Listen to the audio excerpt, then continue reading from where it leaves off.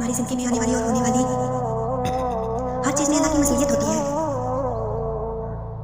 کسی کا زندگی میں آنا یا چلے جانا،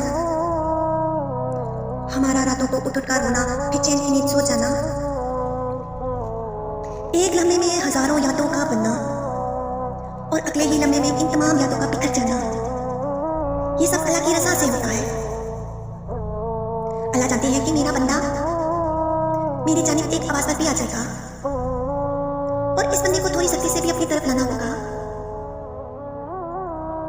تبھی وہ ہمیں زندگی کی ایسی ایک تلخ حقیقتوں سے لاتا ہے کہ ہم ٹوٹ جاتے ہیں. پھر ہم اللہ کی طرف آگے آگے چلے جاتے ہیں، ٹھوکر پہ ٹھوکر اور بار بار گرنا، یہ چوٹیں ہمیں اللہ تک لے جاتی ہیں. اللہ کی دسترس میں ہر زخم کا مرہم بھی ہوتا ہے.